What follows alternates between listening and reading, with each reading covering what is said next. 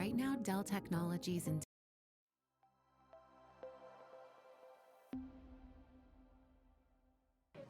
네, 인덱스를 발표하게 된 안도리입니다. 이번에는 굉장히 간략하게만 짚고 넘어가니까 도중에 이거 왜 안 다루지 하는 내용이 있어도 이해해 주시기 바랍니다. 먼저 인덱스가 무엇인지 보고 클러스터드 인덱스와 논 클러스터드 인덱스 그리고 그 예에 대해서 말씀드릴게요. 인덱스가 무엇일까요? 검색을 위해 임의로 규칙대로 부여된 임의의 대상을 가리키는 무언가거든요. 우리가 자바 코드에서 인덱스를 많이 보셨을 거예요. 어떤 리스트에 대해서 어떤 리스트 안에 어떤 요소에 접근하기 위해서 인덱스를 이렇게 썼죠. 우리 주변에도 인덱스가 상당히 많이 보이는데요. 이런 것들이 아마 인덱스로 볼 수 있을 거예요. 2학년 3반 21번 하면은 누구를 특정할 수 있죠. 그리고 이거 주민번호거든요. 주민번호 역시 누군가를 특정할 수 있는 인덱스의 한 종류라고 볼 수 있어요. 그리고 서울시 송파구 신천동 루터회관도 역시 인덱스가 될 수 있고 우편번호 역시 인덱스의 일종이라고 볼 수 있죠.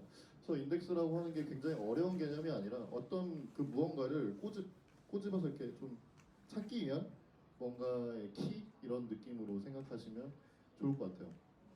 데이터베이스에서는 인덱스가 왜 필요한지 뭐 이 내용으로 무엇을 알 수 있는지 생각해 보면 데이터베이스는 내가 원하는 데이터를 어떻게 찾아오는지에 대해서 인덱스가 이 비밀을 알려줄 수 있고 또 왜 데이터가 많아질수록 DB가 점점 느려지지? 왜 조인만 수행하면 이렇게 느릴까? 왜 쿼리가 이렇게 느릴까에 대해서 인덱스를 잘 아시면 이 문제를 100%는 아니지만 많은 부분 해결하실 수 있게 될 거예요.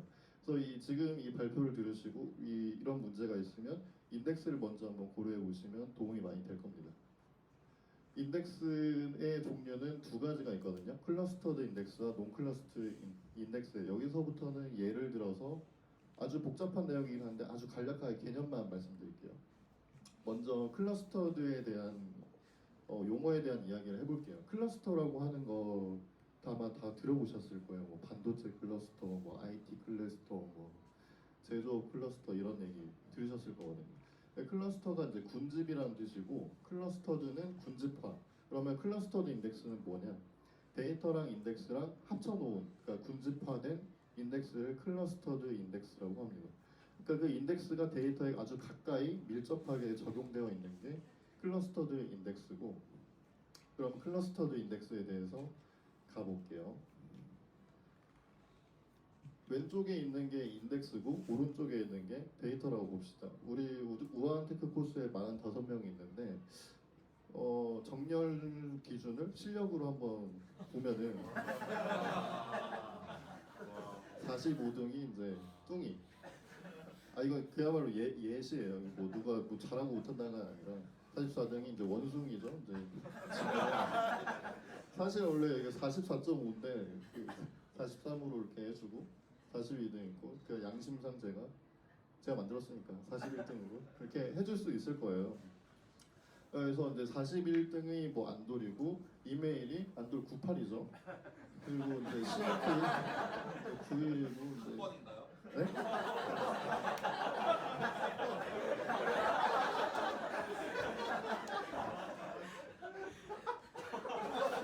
여기 웃고 있는데 여기. 하여튼 그렇게 돼 있다고 이렇게 데이터셋을 모아놨다고 생각해 볼게요. 자, 근데 이렇게 평화롭게 있다가 누군가 하나가 추가됐어요. 이 사람도 포티클럽에 이제 들어와야 되거든요. 이제 실력이 이제 바닥이 이제 드러나가지고 와야 되는데 이번에 우리가 평가해 보니까 한 43등 정도 되는 것 같아요. 그러면은 이게 어떻게 저장돼야 될까요? 애니메이션을 볼게요.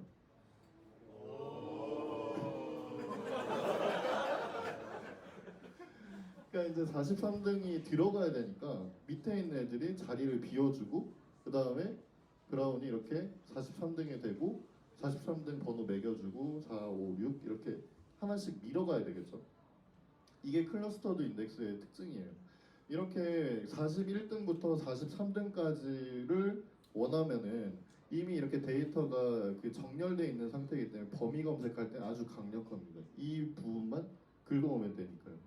근데 대신에 그 클러스터드 인덱스가 중간에 삽입돼야 된다든지 아니면 정렬하는 비용이 커지게 되면은 아주 성능에 악영향을 미치게 될 거예요. 지금도 생각해보면 우리가 45명이라고 세 번만 밀어내면 되지만 한 1000명쯤 있으면 43등이 되려면 900 몇 번을 다 밀어넣고 다시 한 명을 인서트를 해야겠죠. 그렇기 때문에 클러스터드 인덱스는 순서대로 이렇게 정렬되어 있기 때문에 그런 특징들이 있어요. 범위 검색에는 강력하지만 그 인서트 할 때는 아주 어려움이 있을 수 있다. 이건 또 나중에 다룹니다. 논클러스터 인덱스는 뭐냐? 클러스터드가 되지 않은 거죠. 데이터랑 연결되어 있는 게 아니라 어떤 인덱스랑 연결되어 있어요. 간접 참조를 하고 있는 거죠. 45등은 123번지로 가면 있다.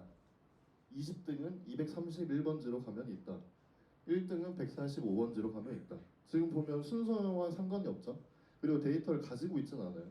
근데 이거를 찾아보면은 123번지에 뚱이가 있는 거죠. 그리고 20등에는 마틴이 있는 거고.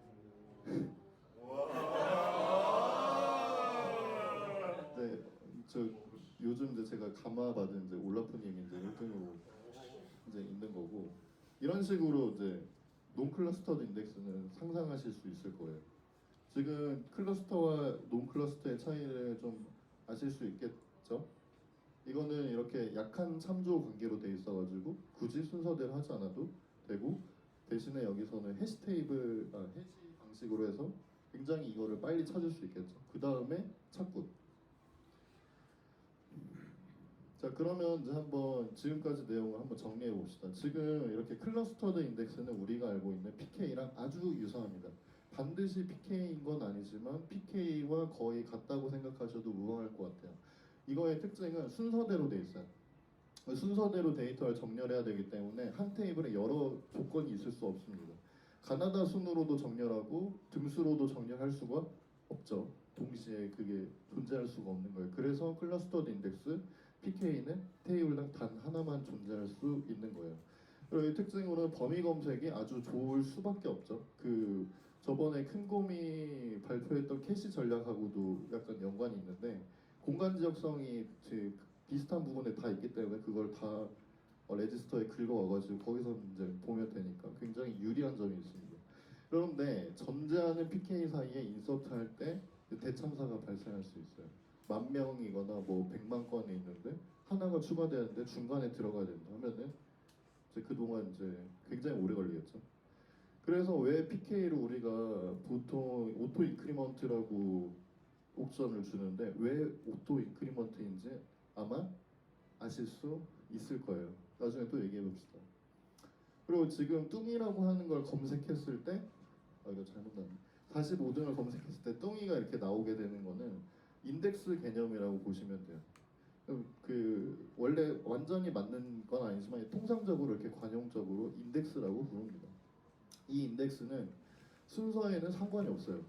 아무거나 넣어도 됩니다. 이건 해시 테이블, 해시 함수 방식으로 PK를 찾아서 PK를 다시 검색하게 되기 때문에 순서에는 상관없고 그렇기 때문에 한 테이블에 여러 가지가 있을 수 있어요. 등수를 인덱스로 매길 수 있고 이름을 매길 수도 있고 뭐 학번을 매길 수도 있고요. 그런데 대신에 추가 저장 공간이 필요해요. 이 인덱스가 어느 위치에 있어가지고 PK를 그러니까 클러스터드 인덱스를 찾기 위해서는 추가로 데이터와 별개되는 추가의 저장 공간이 필요한데 그걸 통상 10% 정도라고 생각하고 있습니다. 그리고 또 하나 헷갈리는 부분인데 그 PK에는 그 클러스터 인덱스가 아주 어렵다고만 생각하시고 그러면 인덱스는 반대니 논클러스터니까 그 인서트 할 때 작업이 없다고 생각하시는 분도 있는데 사실은 인서트 시 반드시 추가 작업이 필요합니다. 어떤 그 행이 들어올 때 이것에 대한 인덱스를 생성해서 넣어줘야 되기 때문에 뭐 이거는 그 열을 바꾸거나 순서를 바꾸거나 트리를 바꾸거나 하진 않지만 분명히 인서트 시에 인덱스를 만들어야 하는 작업이 추가가 돼요. 그리고 이제 마지막으로 카디널러스라고 하는데 이 인덱스의 효과를 평가할 수 있는 항목이에요. 예를 들면 인덱스가 성별로 생각해 봅시다. 우리 중에 남자 아니면 여자 말고 또 없겠죠. 남자인 인덱스를 찾으면 절반이고 여자인 인덱스를 찾으면 절반이에요. 이런 것들 인덱스가 있어봤자 차라리 다 훑어보면서 얘가 남자구나 얘가 여자구나 하는 게 낫지 남자이네 이렇게 왔다 갔다 찾는 것보다 훨씬 유리하다는 거죠. 이렇게 중복된 것들이 많으면 많을수록 카디널러티는 낮아지고 반대로 주민등록번호처럼 유일한 값일수록 카디널러티가 높아집니다. 그래서 나중에 어떤 컬럼에 인덱스를 매길지 판단할 때 이 카디널러티 값을 많이 사용하게 됩니다. 카디널러티가 높을수록 인덱스 사용을 고려해 보시는 게 좋다는 뜻이에요. 자, 그러면 이제 순간이 왔어요. 왜 우리가 인덱스를 써야 할까요? 이걸 왜 알아야 될까요? 이거는 우리 아티클 서비스 만들 때 유저 회원 로그인 기능 할 때 이제 받았던 피드백 중에 하나인데, 여기 보시면 이메일에 아이디를 달았죠. 이메일에 아이디를 달았는데 뭐라고 했냐면, 이메일을 PK로 가져갈 경우 DB 성능에 이슈가 있을 수도 있습니다. 별도 시퀀스를 PK로 가져오면 어떨까요? 왜 이런 말 하셨을까요? 어떤 성능 이슈가 있을까요? 예를 들면 기존에 있던 그 이메일이 샘플이라고 하는 S로 시작하는 이메일이 마지막에 있었어요. 근데 새로 들어온 회원이 안돌이라고 A로 시작하는 애가 있어요. 그러면 A 밑에 있는 애들은 다 자리를 일어나가지고 옆으로 간 다음에 A가 들어가야 되는 거죠. 10명일 때는 괜찮은데 100만 명쯤 됐어요. 회원 가입을 안 시켜야겠죠, 이러면. 이렇게 되기 때문에 이런 성능의 이슈라는 게 바로 클러스터드 인덱스, 즉 PK가 이메일로 됐기 때문에 그런 성능 이슈가 발생할 수 있다고 지적하신 거예요. 그래서 아마 이 이메일이 고유한 값을 매겨야 되니까 아마 그냥 ID 값을 주셨을 텐데, 이거는 유니크 키를 주시고 PK는 클러스터드 인덱스는 다른 값으로 주는 게 유리하겠죠. 그리고 우리가 지금까지 프로젝트 하는 데 있어서 인덱스의 개념을 굳이 상상하지 않아도 공부하지 않아도 됐던 이유는 우리가 PK를 다 알고 있어요. 유저 아이디도 알고 있고 아티클 아이디도 알고 있고 코멘트 아이디도 알고 있죠. 근데 우리는 아는데 사용자는 PK를 알고 있을까요? 모르겠죠. 내가 써놓은 글을 검색하고 싶은데 그게 PK 번호가 1, 2, 3, 4니까 1, 2, 3, 4를 검색해야지 하는 사람 아무도 없을 거예요. 타이틀이 뭐였더라? 뭐 블로그였더라, 뭐 DB였더라, 인덱스였더라 이렇게 기억하겠죠. 그러면은 내가 PK가 아닌 값으로 검색을 해야 되는 거죠. JPA 레포지터를 한번 구현해봤어요. 유저를 find by 이메일로 하고 아티클을 find by 타이틀이라고 하나 만들어 봅시다. 그 다음에 이거를 제가 목 데이터를 만들었어요. 유저는 10만 명. 우리가 블로그 서비스 만들었는데 뭐 2명 쓰고 뭐 3명 쓰고 이러면 좀 그렇잖아요. 10만 명이 있다고 해도 다 활성 사용자가 아니고 그래도 한번 뭔가 가입해볼까 하고 하면은 최소 10만 명 정도. 그리고 참고로 커뮤니티가 활성화되기 위해서 10만 명 정도가 필요하다고 많이들 그 전략가들이 이야기를 하더라고요. 힘을 받으려면 10만 명. 그리고 이 포스트는 5개씩 10만 명이 하나씩 5개씩 아티클을 작성했다고 가정해봤어요. 안돌이라고 하는 애를 찾았어요. 몇 초 걸렸냐면 0.66초 걸렸거든요. 빠른 시간인가요? 느린 시간인가요? 네? 빠른가요? 느린가요? 빨라요? 느린 거예요? 빠르면 빠르다고 할 수 있고 느리면 느리다고 할 수 있지만, 근데 잘 생각해보면 이 이메일을 찾는 과정이 이 작업으로 끝나는 게 아니라 다음 작업을 위한 준비가 될 수 있다는 거죠. 그럼 다음 작업은 무조건 0.6초를 기다려야 되는 거고 레이턴시도 생각하면 1초 기다려야 되는 거죠. 그럼 내가 로그인 하는데 2초 기다려. 뭐야 이거. 안 하죠. 그리고 여러 가지 유저가 필요한 그 작업에서는 굉장히 오래 걸릴 수도 있고, 오래 걸리기만 하면 그래도 다행인데 중간에 죽을 수도 있어요. 왜냐하면 타임아웃이 걸리거나 인아웃이 이제 돌아가지고 뻗을 수도 있죠. 그리고 포스트의 경우에는 몇 초 걸렸냐면 5초 걸렸어요. 이건 분명히 오래 걸린 거예요. 네, 분명히 오래 걸린 거예요. 우리 보통 요즘 나온 CPU가 초당 4.5GHz 이 정도 되거든요. 하여튼 엄청 많아요. 초당 계산할 수 있는 연산 횟수가. 근데 5초나 걸렸다는 거는 굉장히 오래 걸린 겁니다. 자, 그러면은 여기에서 똑같은 테이블인데 인덱스 작업을 하면 몇 초 걸리는지 한번 볼게요.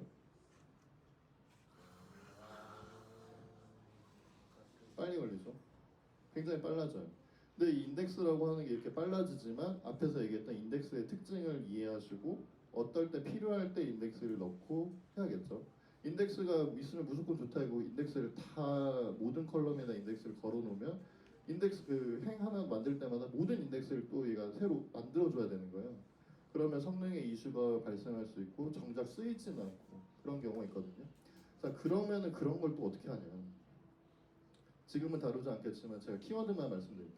실행 계획이라고 해서 MySQL 기준 explain이라고 하는 키워드가 있으면 내가 이 쿼리를 실행할 때 어떻게 실행할 것이다라고 하는 걸 MySQL이 알려줍니다. 이거를 분석하고 쿼리를 튜닝하실 수도 있고요.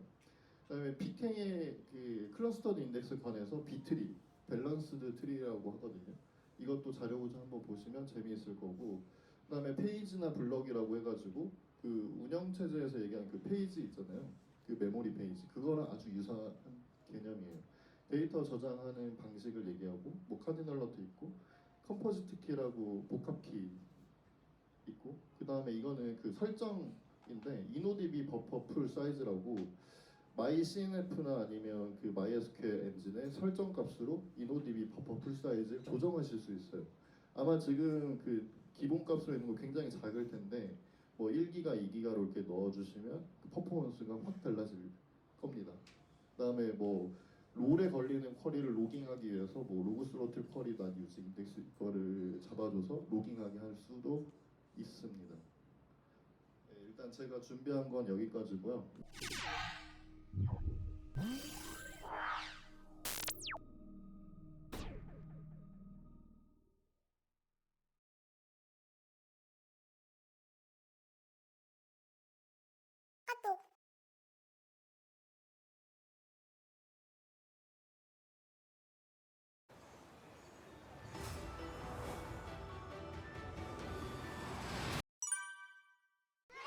얄파쿠엔 코딩 집 친구들 반갑습니다. 얄코예요. 오늘도 슈넬쌤과 함께 즐거운 코딩 공부를 해볼 거예요. 코린이들의 단짝 친구 슈넬 선생님이야. 오늘은 웹 개발에서 정말 중요한 개념인 돔에 대해서 알아볼 거야. 웹 프론트엔드에서 자바스크립트를 사용하려면 이 돔이란 개념을 제대로 알고 있어야 하지. 돔? 야구할 때 돔장 같은 돔 말하는 거예요? 돔이라면 수산물 시장에 가면 있는 그거지 않습니까? 옥돔이나 참돔 같은 거. 퓨저 캐릭 넌 가만히 있어봐. 먹을 것만 밝혀가지고 무슨 돔 하는 게 그런 돔만 있는 게 아니라 왜 그 어른들이 슈넬쌤 이런 미친 녀석들 같으니 오늘 얘기할 돔은 그런 돔이 아니라 웹페이지에서 자바스크립트로 요소들을 제어할 때 사용되는 도큐먼트 오브젝트 모델을 말하는 거야. 이 예제를 한번 살펴볼까? 이것은 간단하게 짝이 없는 HTML 코드네요. 이거를 브라우저로 열어보면은 이런 결과물이 나오겠죠? 맞았어. 이번에는 이렇게 웹페이지가 열린 다음에 자바스크립트로 변화를 줘보도록 할 거야. 이럴 때 동적으로 뭘 바꿔준다는 말을 쓰지. 이처럼 브라우저의 콘솔 창을 연 다음 이런 코드를 입력하고 엔터를 치면 무슨 일이 벌어질까? 나 이거 알아요. 이거 자바스크립트 코드잖아요. 먼저 id로 요소를 선택하는 이 자바스크립트 기능으로 이 제목 요소를 선택했다가 타이틀이라는 변수에 넣을 거예요. 그 다음엔 이렇게 텍스트 내용을 바꿔주는 코드로 왔다가 여기 이 장 벌 것 제한 글자를 짠 이렇게 바꿔줘 버리는 거죠. 우리 구스타프가 웹 개발 공부를 열심히 했구나. 하지만 한 가지 잘못 얘기한 부분이 있어. 자바스크립트 코드 안에 다 들어가 있긴 하지만 이 밑줄 친 부분들은 자바스크립트 요소가 아니거든. 자바스크립트가 아니라고요? 여기 이 도큐먼트를 예로 들어볼까? 먼저 크롬이나 사파리처럼 웹서핑에 사용되는 프로그래밍 브라우저라는 환경에서 도큐먼트를 사용해보도록 할 거야. 이처럼 개발자 도구의 콘솔 창을 열어주고 도큐먼트를 로고로 찍는 이 코드를 실행해보면 이와 같이 도큐먼트 객체가 출력된 걸 볼 수 있지. 반면 브라우저가 아닌 컴퓨터 자체에서 자바스크립트를 실행하는 노드.js 환경에서 똑같이 콘솔 로그 도큐먼트를 실행해보면 여기서는 도큐먼트가 없다고 에러가 떠버리네요? 왜 브라우저에서는 되는데 노드.js에서는 안 되는 거죠? 자바스크립트 언어가 너무 일관성이 없는 거 아닙니까? 도큐먼트라는 객체가 브라우저 환경에서만 접근이 된다는 건 그게 애초에 자바스크립트 자체 요소가 아니라 브라우저란 환경에서 제공되는 것이라고 생각할 수 있겠죠. 사실 웹 개발에서 사용되는 도큐먼트 객체는 브라우저에서 제공하는 윈도우 객체의 한 요소야. 그리고 이 윈도우.도큐먼트 객체를 돔이라고 분류하지. 이제 이 돔이란 게 뭔지 본격적으로 알아보도록 할까? 우리가 웹사이트에 접속하면 브라우저가 HTML 문서를 읽어드리지. HTML 코드가 어떤 제품의 설계도라면 브라우저는 공장이라고 생각하기로 해보자. 공장에서는 이 설계도를 해석하는 과정을 거치는데 이를 파싱이라고 불러. 그리고 그 결과물로 이 돔이란 기계가 만들어지는 거야. 정리해서 HTML이라는 설계도를 브라우저라는 공장으로 보내면 돔이라는 기계가 만들어진다고 비유할 수 있지. 그럼 그 돔이라는 기계는 왜 만드는 거예요? 먼저 이 돔이란 게 어떤 모습인지 살펴볼까? 방금 살펴보았던 예제의 HTML 문서를 브라우저가 파싱하면 대략 이런 구조의 돔이 만들어지게 돼. 영상을 멈추고 왼쪽의 코드와 비교하면서 잠시 살펴보겠니? 오냐, HTML 요소들의 구조가 트리 형식으로 반영이 되는 거로구만. 돔은 이 트리 전체를 말해. 그리고 이를 구성하는 부품들, 즉 이 요소 하나하나를 노드라고 부르지. 우리가 자바스크립트로 웹페이지의 요소를 제어할 수 있는 건 이것들 하나하나가 모두 API이기 때문이야.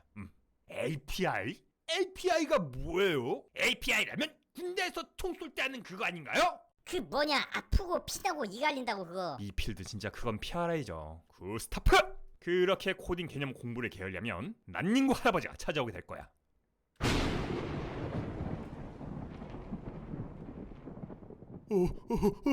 API란 걸 간단히 설명하자면 네가 이렇게 주문하면 내가 이렇게 해줄게 라고 메뉴판처럼 만들어 놓은 거라고 할 수 있어. 콜라 버튼을 누르면 캔 콜라가 나오는 자판기처럼 내가 할 수 있는 일들을 남이 시킬 수 있도록 버튼들 같은 걸 만들어 둔 거지.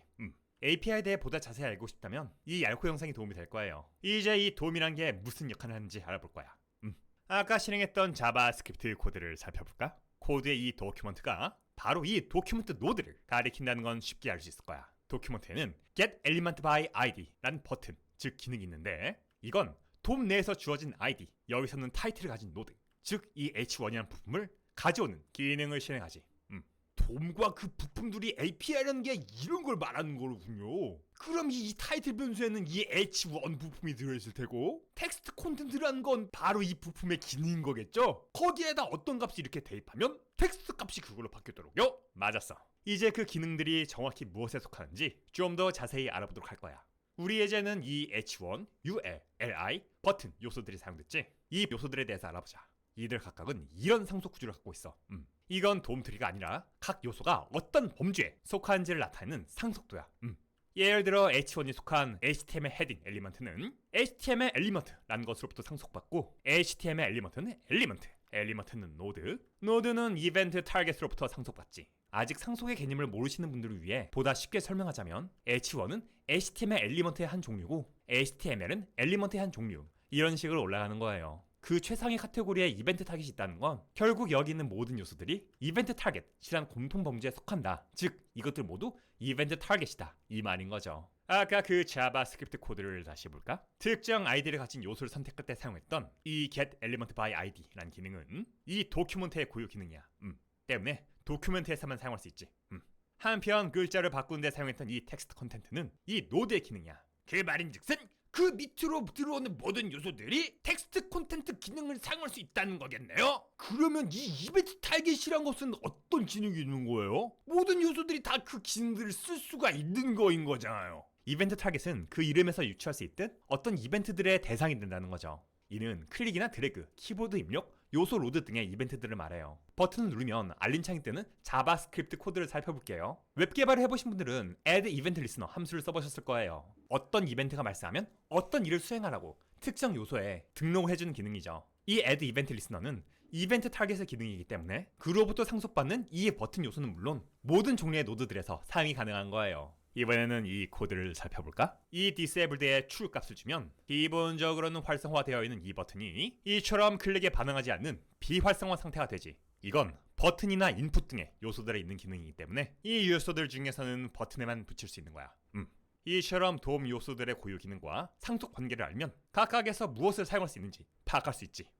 정말 기똥차지 않니?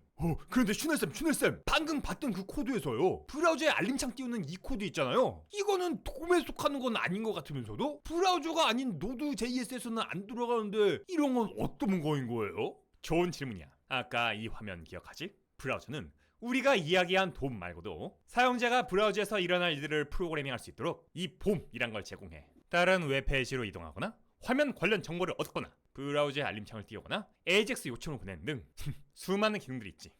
그리고 브라우저에서 제공하는 이 모든 것을 통틀어서 웹 API라고 부른단다. 웹 API는 자바스크립트의 기능은 아니지만 자바스크립트 등을 통해 제어될 수 있도록 브라우저에서 제공되고 있어요. MDN 사이트의 도미나 웹 API 항목을 둘러보시면 이들에 대해서 보다 자세히 알아보실 수 있을 거예요. 도움에 대한 개념을 확실히 알고 웹 개발 경험을 쌓아간다면 우리의 밝고 희망찬 미래도 포털 메인의 돔트리처럼 가지가지 뻗어 나가지 않겠니? 밑으로 말하는 거예요? 얄파쿠 앤 코니집, 저희는 다음 시간에 또 찾아뵐게요. 코니 친구들 그때까지 안녕.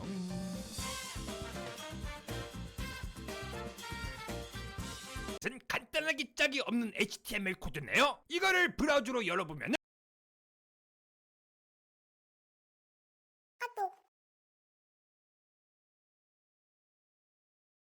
농막에는 물이 없어요.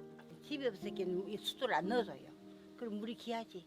네, 반갑습니다. 오늘 이 영상을 끝까지 보신 후엔 데이터베이스의 기본 개념을 이해하게 됩니다. 자, 그럼 오늘도 고고싱! 먼저 데이터베이스, DBMS, 그리고 데이터베이스 시스템이 무엇인지 살펴보도록 하겠습니다. 이 데이터베이스, 줄여서는 DB라고 많이 부르죠. 이 데이터베이스는 뭐냐면 전자적으로 저장되고 사용되는 관련 있는 데이터들의 조직화된 집합을 데이터베이스라고 합니다. 자, 그럼 이거를 좀 더 하나하나 자세히 살펴보면 먼저 관련 있는 데이터들은 무엇을 의미하냐면 예를 들어서 우리가 소셜 네트워크 서비스를 하나 사용한다고 해보겠습니다. 그러면 뭐 인스타그램이라든지 페이스북이라든지 뭐 그런 것들이 있을 텐데 여기에 들어가서 사진을 올리고 또 글을 쓰고 또 누군가의 컨텐츠에 댓글을 달고 이런 식의 일련의 정보들, 이런 데이터들이 모두 하나의 서비스와 관련된 데이터들이잖아요. 뭐 그 외에도 로그인하기 위해서 나의 개인 정보를 입력했다면 또 그 개인 정보 또한 이 서비스와 관련된 데이터들이 될 거고요. 그래서 이 관련 있는 데이터라고 할 때의 이 의미는 같은 출처나 혹은 같은 목적, 같은 서비스 안에서 생성되는 이런 데이터들을 관련 있는 데이터들이라고 합니다. 그러면 이런 관련 있는 데이터들을 조직화된 집합으로 묶어야 되는 겁니다. 여기서 중요한 거는 조직화라는 개념인데요. 지금 사진으로 보시는 것처럼 책이 이렇게 잘 정리되어 있지 않고 막 쌓여 있다면 내가 찾으려고 하는 책이 어디 있는지 찾기가 상당히 어렵겠죠. 그리고 또 같은 제목의 책들이 얼마나 있는지 재고 관리도 쉽지 않을 거고 여러 가지 불편함들이 많을 겁니다. 그래서 이런 상황에서는 이 책들을 가지고 뭔가를 하고 싶어도 신속하게 수행하기가 쉽지가 않겠죠. 하지만 잘 조직화된 데이터들은 내가 찾으려는 데이터들을 좀 더 빨리 찾을 수 있게 해줄 뿐만 아니라 불필요한 데이터가 중복돼서 생성되는 것도 막을 수 있고 데이터의 불일치 또한 막을 수 있습니다. 그래서 이렇게 조직화된 집합으로 데이터가 관리가 돼야 되는 게 또 중요한 포인트고요. 그리고 마지막으로 그러면 이렇게 관련 있는 데이터들을 조직화된 집합의 형태로 전자적으로 저장하고 사용할 때 이것을 데이터베이스라고 합니다. 그러니까 여기서는 전자적이라는 개념이 중요한 거겠죠. 데이터가 컴퓨터에 저장이 되고 또 사용이 될 때 이거를 전자적으로 저장된다고 또 사용된다고 볼 수 있겠습니다. 그래서 결국 다시 정리하면 이 데이터베이스의 의미는 전자적으로 저장되고 사용되는 관련 있는 데이터들의 조직화된 집합이다. 이렇게 이해를 하시면 좋을 것 같아요. 자, 그러면 이번에는 DBMS가 뭔지 살펴보겠습니다. DBMS는 데이터베이스 매니지먼트 시스템의 약자인데요. 얘는 어떤 역할을 하냐면 사용자, 그러니까 데이터베이스를 사용하려는 이 사용자에게 데이터베이스를 정의하고 또 만들고 관리할 수 있는 기능을 제공하는 소프트웨어 시스템, 요거를 DBMS, 데이터베이스 매니지먼트 시스템이라고 보시면 되겠습니다.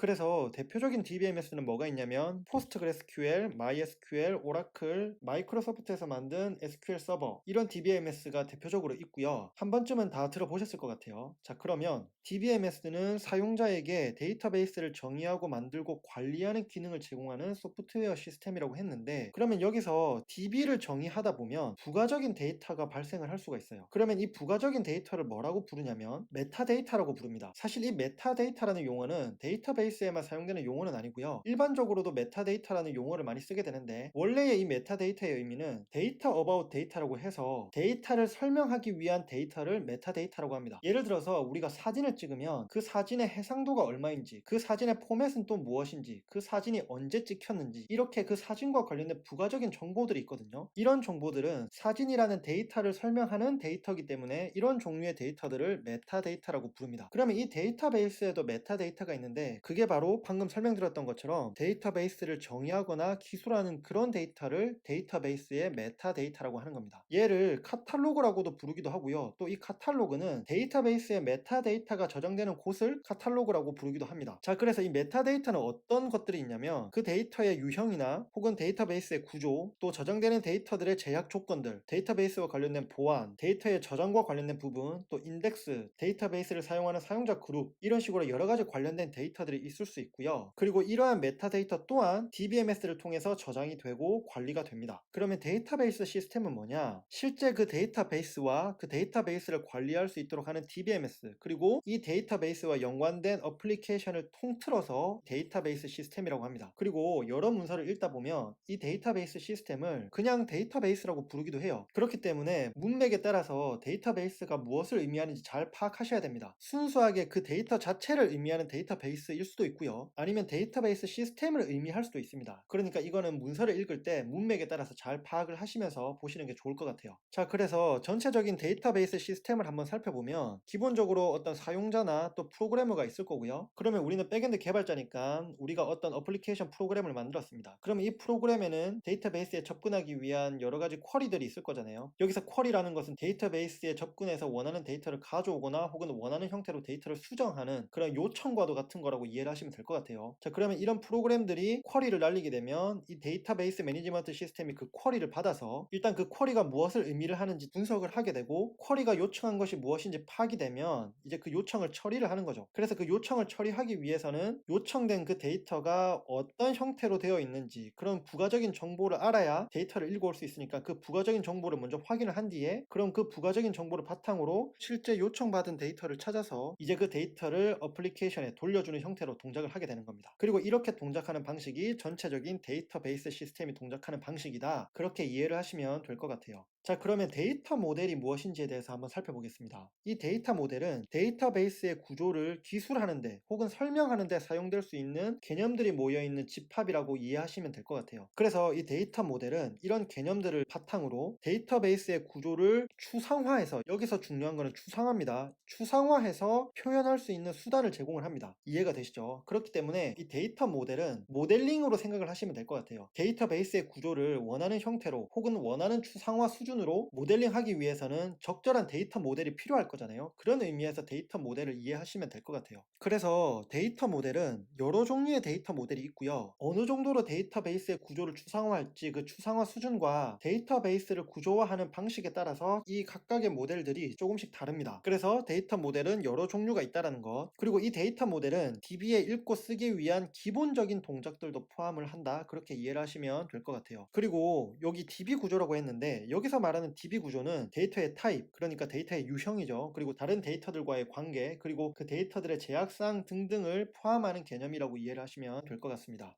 그러면 이 데이터 모델을 분류를 할 수 있어요. 그러니까 카테고라이징을 할 수 있는데 크게 3개의 카테고리로 분류를 할 수 있습니다. 컨셉추얼 혹은 하이 레벨의 데이터 모델이 있고요. 로지컬 혹은 리프레젠테이션을 한 데이터 모델이 있고요. 그리고 피지컬 혹은 로우 레벨의 데이터 모델이 있습니다. 위에서부터 차례대로 각 카테고리를 살펴보면, 먼저 컨셉추얼 데이터 모델은 뭐냐면 일반 사용자들이, 그러니까 개발자뿐만 아니라 비개발자조차도 쉽게 이해할 수 있는 개념들로 이루어진 모델이에요. 그래서 이 데이터 모델은 데이터베이스 구조를 추상화하는 수준이 가장 높습니다. 그리고 얘는 비즈니스의 요구사항을 추상화하여 기술할 때 많이 사용이 돼요. 그래서 대표적인 컨셉추얼 데이터 모델이 뭐냐면 엔티티 릴레이션십 모델입니다. 그러니까 얘는 데이터베이스의 구조를 엔티티와 그리고 그 엔티티들 간의 관계로 모델링을 하는 거죠. 그래서 지금 보시는 이 그림은 뭐냐면 ER 다이어그램이라고 해서 엔티티와 그 엔티티들 간의 관계를 다이어그램으로 표현한 겁니다. 여기서 E와 R은 엔티티의 E와 릴레이션십의 R을 의미를 하는 거고요. 그래서 이 그림을 조금만 설명하면, 얘는 예를 들어서 대학교에 있는 도서관 시스템을 구현한다고 했을 때 학생들 정보와 그리고 그 책 정보를 이런 식으로 표현을 한 겁니다. 그러면 이 스튜던트와 북은 각각 엔티티가 될 거고요. 그리고 얘들의 관계는 학생이 책을 빌려서 읽는 거기 때문에 리드의 관계가 있는 거죠. 이해가 되시죠? 그리고 각각의 엔티티마다 속성들이 있을 거잖아요. 애트리뷰트라고 하는데, 예를 들어서 스튜던트 같은 경우에는 스튜던트 아이디가 있을 수 있고 또 전공이나 이름, 학년 등이 있을 수가 있죠. 이렇게 이 엔티티의 속성 하나하나를 애트리뷰트라고 부르고요. 아니고요. 그래서 어쨌든 중요한 건 뭐냐면 이 컨셉추얼 데이터 모델은 이런 식으로 데이터베이스의 구조를 높은 수준으로 추상화해서 누가 봐도 이해하기 쉽게 표현하는 것, 혹은 그렇게 표현할 수 있는 수단을 제공하는 모델, 그렇게 이해를 하시면 될 것 같아요. 자, 그러면 이번에는 로지컬 데이터 모델이 무엇인지 살펴보도록 하겠습니다. 얘는 이해하기 어렵지 않으면서도 디테일하게 데이터베이스를 구조화할 수 있는 개념들을 제공을 합니다. 그러면 여기서 디테일하게 DB를 구조화할 수 있다는 게 무슨 의미냐면 데이터가 컴퓨터에 저장될 때, 그러니까 실제로 물리적인 저장 장치에 데이터가 저장이 될 때 그때의 구조와 크게 다르지 않게 데이터베이스를 구조화할 수 있다는 의미입니다. 그래서 이 로지컬 데이터 모델을 바탕으로 데이터베이스를 설계를 하게 되면 그 설계를 바탕으로 이제 실제로 그 데이터베이스를 구축할 수 있게 되는 거예요. 그 정도로 구체적으로 이 데이터베이스를 기술할 수 있다는 거죠. 하지만 그렇다고 이 모델이 실제로 저장 장치에 어떤 구조로 저장되는지 아주 디테일하게 설명하느냐, 또 그 정도는 아니고요. 특정 데이터베이스 매니지먼트 시스템이나 특정 스토리지에 종속되지 않는 수준에서 이 데이터베이스를 구조화할 수 있는 모델이라고 이해를 하시면 될 것 같아요. 그러니까 이 모델도 어느 정도 추상화는 되어 있는 거죠. 자, 그래서 우리 백엔드 개발자는 이 로지컬 데이터 모델을 많이 사용하게 되는데요. 그 중에서도 가장 많이 사용하게 되는 게 뭐냐면 바로 이 릴레이셔널 데이터 모델입니다. 여기서 릴레이션이라고 함은 쉽게 설명해서 이 테이블을 의미를 하는 겁니다. 우리가 일반적으로 테이블에 로우가 있고 또 컬럼이 있잖아요. 그래서 이 릴레이셔널 데이터 모델에서는 똑같이 이 데이터를 테이블 형태로 저장을 하게 되고 이 테이블을 릴레이션이라고 부른다, 그렇게 이해를 하면 될 것 같습니다. 그래서 이 테이블의 로우는 데이터 각각을 의미를 하게 되고 이 컬럼은 그 데이터의 속성, 어트리뷰트를 의미를 하게 된다, 그렇게 이해를 하시면 될 것 같아요. 그래서 이후 영상들에서는 이 릴레이셔널 데이터 모델을 집중적으로 공부를 하게 될 겁니다. 자, 그리고 이 릴레이셔널 데이터 모델 말고도 로지컬 데이터 모델은 여러 종류가 있는데요. 객체 개념을 사용해서 데이터베이스를 모델링하는 오브젝트 데이터 모델이 있고요. 이 두 개의 모델을 합쳐서 오브젝트 릴레이셔널 데이터 모델도 있습니다. 그리고 그 외에도 여러 가지 데이터 모델이 있는데 가장 많이 사용되는 것은 이 릴레이셔널 데이터 모델이다, 그렇게 이해를 하시면 될 것 같고요. 우리가 앞에서 살펴봤던 유명한 데이터베이스 매니지먼트 시스템들도 대부분 이 릴레이셔널 데이터 모델에 기반한 DBMS라고 보시면 됩니다. 그래서 오라클이나 MySQL, 또 MS SQL 모두 이 릴레이셔널 데이터 모델이고요. 포스트그레스QL 같은 경우에는 오브젝트 릴레이셔널 데이터 모델인데요. 얘도 어쨌든 릴레이셔널 데이터 모델을 포함하고 있기 때문에 유명한 DBMS는 모두 릴레이셔널 데이터 모델에 기반하고 있다, 그만큼 이 릴레이셔널 데이터 모델이 많이 사용되고 있다, 이렇게 이해를 하시면 되겠습니다. 자, 끝으로 피지컬 데이터 모델을 살펴볼게요. 얘는 컴퓨터에 데이터가 어떻게 파일 형태로 저장이 되는지를 기술할 수 있는 수단을 제공합니다. 그러니까 데이터가 실제로 저장 장치에 저장되는 형태에 가장 근접하게 데이터베이스 구조를 표현할 수 있는 데이터 모델인 거죠. 그래서 얘는 데이터 포맷이나 데이터의 순서, 또 인덱스로 대표되는 액세스 패스 등 실제로 컴퓨터에 저장되는 것과 밀접하게 모델링할 수 있는 그런 방법들을 제공을 합니다. 그리고 방금 말씀드렸던 이 액세스 패스를 조금 더 자세히 설명하면 얘는 데이터의 검색을 빠르게 하기 위한 구조체이고요. 대표적인 예로 인덱스가 있는 거죠.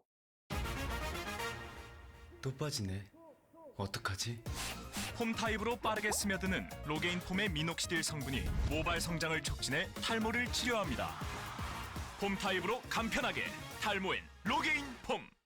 자, 그러면 방금 살펴봤던 데이터 모델을 바탕으로 이제 데이터베이스의 스키마가 무엇인지, 그리고 데이터베이스의 스테이트는 무엇을 의미하는지를 살펴보도록 하겠습니다. 먼저 데이터베이스의 스키마는 데이터 모델을 바탕으로 데이터베이스의 구조를 기술한 것이라고 이해하시면 되겠습니다. 그래서 이 데이터 모델이 데이터베이스의 구조를 모델링할 수 있는 방법을 제공하는 것이라면 이 데이터베이스 스키마는 그 모델을 바탕으로 실제로 그 데이터베이스의 구조를 기술하는 것, 표현하는 것이라고 볼 수 있는 거죠. 그렇기 때문에 이 스키마는 데이터베이스를 설계할 때 주로 정해집니다. 그리고 이렇게 한번 설계할 때 정해지고 나면 그 후에는 이 스키마는 자주 바뀌지 않습니다. 그래서 예를 들어서 릴레이셔널 데이터 모델에서의 데이터베이스 스키마는 이게 바로 그 데이터베이스 스키마가 되는 거죠. 데이터베이스의 데이터를 나타내는 스튜던트와 북이 있고, 그리고 각 스튜던트와 북에는 어떤 속성을 가지는지, 어떤 애트리뷰트를 가지는지를 이렇게 기술을 하는 겁니다. 그래서 이 데이터베이스의 스키마를 보면 이 데이터베이스의 구조가 어떤 식으로 되어 있구나, 전체 큰 그림을 이해할 수 있게 되는 거죠. 그러면 데이터베이스 스테이트는 뭐냐? 데이터베이스에 있는 실제 데이터는 꽤 자주 바뀔 수가 있어요. 그래서 특정 시점에 데이터베이스에 있는 데이터를 데이터베이스 스테이트 혹은 데이터베이스 스냅샷이라고 합니다. 그러니까 무슨 말이냐면 시간이 이렇게 흘러갑니다. 그러면 시간이 흐름에 따라서 데이터들은 계속 바뀌어요. 데이터가 추가되기도 하고 수정되기도 하고 삭제되기도 합니다. 그러면 이미 어떤 특정 시점에서 그때의 데이터베이스에 있는 데이터들을 데이터베이스의 스테이트라고 하는 거죠. 그래서 이 시점에서의 데이터베이스 스테이트가 있을 거고 이 시점에서의 데이터베이스 스테이트가 있을 겁니다. 그러면 이미의 각 시점에서의 데이터베이스 스테이트는 같을 수도 있고 다를 수도 있겠죠. 왜냐하면 데이터들은 계속 바뀌니까요. 어쨌든 그래서 이 의미가 데이터베이스 스테이트다 혹은 데이터베이스 스냅샷이다 그렇게 이해를 하시면 될 것 같고요. 그리고 이 용어는 또 어떻게도 불리기도 하냐면 데이터베이스에 있는 현재 인스턴스의 집합이라고 불리기도 합니다. 자, 그러면 데이터베이스 아키텍처에서 중요한 3 스키마 아키텍처를 살펴볼게요. 얘는 데이터베이스 시스템을 구축하는 아키텍처 중에 하나입니다. 아키텍처 중에 하나라고 했지만 대부분 이 3 스키마 아키텍처를 따라가는 것 같아요. 얘는 그래서 왜 존재하냐, 무슨 목적으로 사용되냐면 얘는 유저 어플리케이션으로부터 물리적인 데이터베이스를 분리시키는 목적으로 이 아키텍처가 사용이 됩니다. 그러니까 이게 무슨 말이냐면 물리적인 데이터베이스에서의 구조가 조금씩 바뀔 수가 있잖아요. 그러면 그렇게 바뀔 때에도 실제로 이 데이터베이스를 사용하는 유저 어플리케이션에는 영향을 끼치지 않기 위해서 이 3 스키마 아키텍처를 사용한다는 거죠. 그래서 이 3 스키마 아키텍처는 세 가지 레벨이 존재를 하고요. 이 각각의 레벨마다 스키마가 정의되어 있는데요. 어떤 스키마들이 있냐면 익스터널 스키마, 컨셉추얼 스키마, 인터널 스키마가 있습니다. 그래서 이 익스터널 스키마 혹은 유저 뷰라고 하는데요. 얘는 익스터널 레벨 혹은 뷰 레벨에서 정의되어 있는 스키마고요. 그 다음에 컨셉추얼 스키마는 컨셉추얼 레벨에서 정의되어 있는 스키마고 인터널 스키마는 인터널 레벨에서 정의되어 있는 스키마입니다. 그러면 이제 이 세 개의 스키마를 확인해 볼게요. 먼저 이 인터널 스키마는 이 위치입니다. 그래서 보시는 것처럼 실제로 물리적인 저장 장치에 가장 가깝게 있는 스키마가 이 인터널 스키마인 거죠. 그래서 얘는 물리적으로 데이터가 어떻게 저장되는지를 표현을 하는데 이때 피지컬 데이터 모델을 통해서 표현을 하게 됩니다. 그래서 데이터 스토리지나 실제로 저장될 때 사용되는 자료 구조 그리고 인덱스로 대표되는 액세스 패스 등등 이렇게 물리적으로 실체가 있는 내용을 기술하는 스키마가 이 인터널 스키마라고 이해를 하시면 되고요. 익스터널 스키마를 살펴보면 얘는 위치가 여기거든요. 그래서 실제 사용자가 바라보는 스키마라고 이해하시면 되겠습니다. 그래서 이 익스터널 스키마는 사용자가 바라보는 것이기 때문에 익스터널 뷰라고도 합니다. 뷰라는 표현을 쓰는 거죠. 혹은 유저 뷰라고도 불리고요. 그러면 이 익스터널 스키마는 어떤 특징이 있냐? 특정 유저들이 필요로 하는 데이터만 표현을 합니다. 그러니까 다양한 유저들이 있을 수가 있는데 그 유저마다 필요로 하는 데이터들이 조금씩 다 다를 수가 있잖아요. 그래서 각각의 유저들이 필요로 하는 데이터만 표현을 해주는 겁니다. 그리고 그 외에 알려줄 필요가 없는 데이터는 숨기게 되는 거죠. 이해가 되시죠? 그리고 이 익스터널 스키마는 로지컬 데이터 모델을 통해서 표현이 된다. 그렇게 이해를 하시면 되겠습니다. 그래서 데이터베이스 시스템의 초창기 아키텍처는 이 인터널 스키마와 익스터널 스키마밖에 없었는데 이렇게 하다 보니 어떤 문제가 생겼냐면 각각의 유저마다 필요로 하는 데이터들이 달라지다 보니까 이 인터널 레벨에서도 점점 더 중복되는 데이터가 생기는 겁니다. 그 니즈에 맞춰서 데이터를 제공을 해주려고 하다 보니 같은 데이터를 포함함에도 조금씩 다른 인터널 스키마들이 여러 개가 생기게 되는 거죠. 그렇게 중복되는 데이터들을 포함하는 여러 스키마들이 생기니까 점점 관리도 힘들어지고 데이터 불일치도 발생하게 되는 겁니다. 그래서 이 문제를 해결하기 위해서 등장한 게 이 컨셉추얼 레벨에서의 컨셉추얼 스키마라고 합니다. 이 스키마는 전체 데이터베이스에 대한 구조를 기술을 합니다. 그래서 얘는 인터널 스키마를 한번 추상화시켜서 표현한 스키마라고 이해를 하시면 될 것 같아요. 그렇기 때문에 물리적인 저장 구조에 관한 내용은 이 스키마에서는 숨기게 되고요. 대신에 논리적으로 컨셉추얼하게 이 데이터베이스 전체 구조를 표현을 하게 됩니다. 그래서 엔티티, 데이터 타입, 그 엔티티 간의 릴레이션십, 그리고 이 데이터들을 활용할 수 있는 유저 오퍼레이션과 데이터들의 제약사항을 걸 수 있는 컨스트레인츠, 이런 것들에 집중해서 데이터베이스 구조를 표현한 게 이 컨셉추얼 스키마다. 그렇게 이해를 하시면 될 것 같고요. 얘도 로지컬 데이터 모델을 통해서 표현이 된다. 그렇게 이해를 하시면 되겠습니다. 자, 그러면 이 3 스키마 아키텍처를 다시 한번 정리하겠습니다. 얘는 어떤 목적이냐? 안정적으로 데이터베이스 시스템을 운영하기 위해서 사용되는 아키텍처입니다. 그래서 각 레벨을 독립시켜서 어느 한 레벨에서의 변화가 상위 레벨에 영향을 끼치지 않게 하기 위한 그런 목적으로 이 3 스키마 아키텍처가 사용되는 거고요. 가령 예를 들어서 이 인터널 스키마의 변경이 생긴다 할지라도 그 변경 때문에 컨셉추얼 스키마도 바꿔줘야 될 필요가 없다라는 거죠. 단지 이 컨셉추얼 스키마와 인터널 스키마 사이에 사이의 매핑, 이 매핑만 바꿔주면 된다. 그래서 안정적으로 운영을 할 수 있다. 그렇게 이해를 하시면 될 것 같고, 마찬가지로 이 컨셉추얼 스키마의 변경이 생긴다 할지라도 익스터널 스키마가 달라지진 않는다. 대신에 이 둘 사이의 매핑만 바꿔주면 된다. 이런 식으로 안정적으로 운영할 수 있다. 그렇게 이해를 하시면 되겠습니다. 그런데 여기서 인터널 스키마가 바뀌어도 컨셉추얼 스키마는 바뀌지 않게 만드는 거는 상대적으로 쉬운데, 그런데 반면에 이 컨셉추얼 스키마가 바뀌어도 익스터널 스키마는 바뀌지 않을 수 있도록 만드는 거는 상대적으로 어렵습니다. 그래서 이게 좀 더 까다롭다라는 것, 그런 것들이 있고, 그래서 그런지 오늘날의 대부분의 DBMS는 이 3레벨을 완벽하게 혹은 명시적으로 나누지는 않는 것 같습니다. 물론 어느 정도 이 3스키마 아키텍처를 따르긴 하지만요. 그리고 이 각각의 스키마는 데이터베이스 구조를 표현하는 것이지 실제로 이 데이터가 존재하는 곳은 인터널 레벨에만 있다라는 거, 요것도 잘 기억을 해주시면 좋을 것 같습니다. 자, 그러면 끝으로 데이터베이스 언어에 대해서 살펴볼게요. 먼저 데이터 데피니션 랭귀지입니다. 줄여서 DDL이라고 많이 부르는데요. 얘는 이 컨셉추얼 스키마, 그러니까 이 중간 부분이죠. 이 컨셉추얼 스키마를 정의하기 위해서 사용되는 언어입니다. 물론 어떤 경우에는 이 컨셉추얼 스키마뿐만 아니라 이 인터널 스키마까지도 포함해서 정의할 수 있는 경우도 있다고 해요. 그런데 대부분의 경우에 이 DDL은 컨셉추얼 스키마를 정의하는 데 사용이 되고, 뒤에서 다시 한번 설명드리겠지만 이 인터널 스키마는 따로 언어를 가지고 정의하기보다는 어떤 파라미터를 통해서 이 스키마를 정의를 한다. 그렇게 이해를 하셔도 무리 없을 것 같습니다. 자, 또 다른 언어인 스토리지 데피니션 랭귀지가 있는데요. 줄여서 SDL이라고 합니다. 얘는 인터널 스키마, 그러니까 이 부분이죠. 인터널 스키마를 정의하는 용도로 사용되는 언어인데요. 그런데 요즘은 특히 릴레이셔널 DBMS에서는 이 SDL이 거의 없고요. 파라미터를 통해서 인터널 스키마를 설정하는 것으로 대체가 됐다고 보시면 되겠습니다. 이번에는 View Definition Language입니다. 줄여서 VDL이라고 하는데요. 얘는 그 이름에서도 알 수 있듯이 External Schema, 그러니까 이 부분이죠. External Schema를 정의하기 위해 사용되는 언어입니다. 그런데 대부분의 DBMS에서는 아까 앞에서 설명드렸던 이 DDL이 VDL의 역할까지도 수행을 한다고 보시면 돼요. 그래서 결국 데피니션 랭귀지로는 DDL이 대부분 모든 것들을 커버한다, 그렇게 보셔도 무방할 것 같습니다. 그리고 데이터 매니퓰레이션 랭귀지가 있는데요. 줄여서 DML이라고 합니다. 얘는 데이터베이스에 있는 실제 데이터, 그 데이터를 활용하기 위한 언어라고 보시면 돼요. 그래서 데이터를 추가하고 삭제하고 수정하고 검색하는 등의 그런 기능을 제공하는 언어가 이 DML이라고 보시면 될 것 같고요. 그래서 이렇게 다양한 종류의 언어들이 있는데, 사실 이 언어들이 다 따로따로 있는 것이 아니라 하나의 통합된 언어로 많이 존재를 해요. 그래서 오늘날의 DBMS는 DML, VDL, DDL이 따로 존재하기보다 통합된 언어로 존재를 한다, 그렇게 보시면 될 것 같고, 대표적인 예가 뭐냐면 바로 이 SQL입니다. 이 SQL은 릴레이셔널 데이터베이스에서 사용되는 언어인데요. 이 SQL이 DML, VDL, DDL 역할을 모두 하게 되는 거죠. 그래서 이후 영상들에서 우리는 이 SQL을 또 배우게 될 겁니다. 자, 오늘 준비한 영상은 여기까지고요. 이제 본격적으로 데이터베이스를 다루기 시작하는데, 이 데이터베이스는 백엔드에서 매우 중요한 부분이기 때문에